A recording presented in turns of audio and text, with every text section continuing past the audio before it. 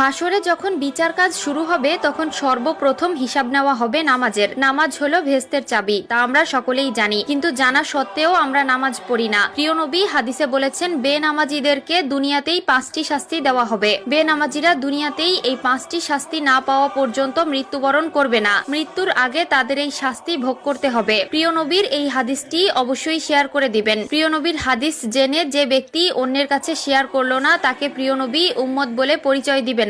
আমরা জানবো এবং অন্যকে জানাবো। এবং আপনি যদি প্রিয় নবীর উম্মত হয়ে থাকেন তাহলে অবশ্যই আলহামদুলিল্লাহ কমেন্ট করবেন। তো চলুন বেশি কথা না বলে শুরু করি আজকের ভিডিও। আজকে আমরা জানবো বেনামাজি ব্যক্তিদের দুনিয়াতে কোন 5টি শাস্তি দেওয়া হবে। বেনামাজি ব্যক্তির সর্বপ্রথম যে শাস্তি হলো সেটি হলো তার কোনো দোয়া কবুল হবে না। সে আল্লাহর কাছে যতই দোয়া করুক না কেন তার কোনো দোয়া আল্লাহর দরবারে কবুল হবে না। 2 নম্বরে যে শাস্তির কথা বলা হয়েছে তা হলো তার নেক কাজের কোনো বদলা দেওয়া হবে না। প্রিয় দর্শক, ধরুন আপনি কিছু পাওয়ার জন্য নেক আমল করলেন, কিন্তু আফসোসের বিষয় আপনি যদি বেনামাজি হয়ে থাকেন আপনার নেক কাজের কোনো ফল আপনি পাবেন না। 3 নম্বরে যে শাস্তির কথা বলা হয়েছে তা হলো চেহারা থেকে নেককারদের নূর উঠে যাবে। প্রিয় দর্শক, জন্মগতভাবেই আল্লাহ তাআলা কালো, সুন্দর, অসুন্দর সকলের চেহারায় একটি মায়াবী নূর দিয়েছেন, কিন্তু নামাজ না পড়ার কারণে তাদের চেহারা থেকে সেই নূর উঠে যায় এবং দেখতে দেখতে একসময় চেহারার অবস্থা ভয়ঙ্কর হয়ে যায়। যার চেহারা থেকে আল্লাহর নূর উঠিয়ে নেয় তার প্রতি মানুষের কোনো মায়া মহব্বত থাকে না। 4 নম্বরে যে শাস্তির কথা বলা হয়েছে তা হলো তার জীবনের বরকত উঠে যাবে।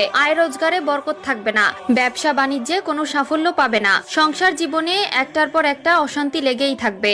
যতই ইনকাম করে ততই মনে হয় যেন কোনো সফলতা পায় না। এর মাধ্যমে বোঝা যায় আল্লাহ তাআলা তার জীবন থেকে নেক বরকত ছিনিয়ে নিয়েছে। 5 নম্বরে যে শাস্তি দেওয়া হবে তা হলো কোনো নেককার বান্দাদের দোয়ার মধ্যে তার কোনো হক থাকবে না। যে ব্যক্তি বেনামাজি তার জন্য যদি কেউ দোয়া করে সেই দোয়ার ফল সে পাবে না। এমনকি ওই বেনামাজি নিজের জীবনের দুর্দশা দূর করার জন্য যদি কোনো আলেমকে এনে দোয়া করায় সেই দোয়া আল্লাহর দরবারে কবুল হবে না, কারণ বেনামাজির জন্য নেককার ব্যক্তিদের দোয়া কবুল হয় না। নামাজ হলো সকল জীবনযাত্রার মূল চাবিকাঠি।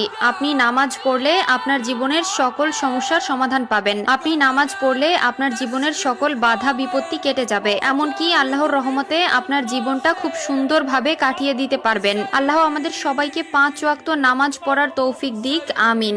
হাসরে সর্বপ্রথম হিসাব নেওয়া হবে নামাজের। আল্লাহ তাআলা মুসলিমদের উপর নামাজ ফরজ করেছেন। কাফের, মুশরিক ও মুসলিমদের মধ্যে পার্থক্য হলো নামাজ। প্রিয় দর্শক, আজকে আলোচনা করব নামাজ নিয়ে। যারা নামাজ পড়েন কিন্তু নামাজে মনোযোগ হারিয়ে যায়, দুনিয়াবি চিন্তা আসে, তারা কিভাবে নামাজে মনোযোগী হবেন সেই নিয়ে আজকের ভিডিও। প্রাণ ছাড়া দেহের যেমন কোনো মূল্য নেই, তেমনি মনোযোগ ছাড়া নামাজের কোনো মূল্য নেই। নামাজের মাধ্যমে আল্লাহর সাথে মুসলিমরা সরাসরি কথা বলে। অবশ্যই ভিডিওটি সম্পূর্ণ দেখবেন এবং শেয়ার করে দিবেন যেন আপনার সকল মুসলিম ভাই ও বোনেরা তাদের নামাজকে সহিশুদ্ধ করতে পারে।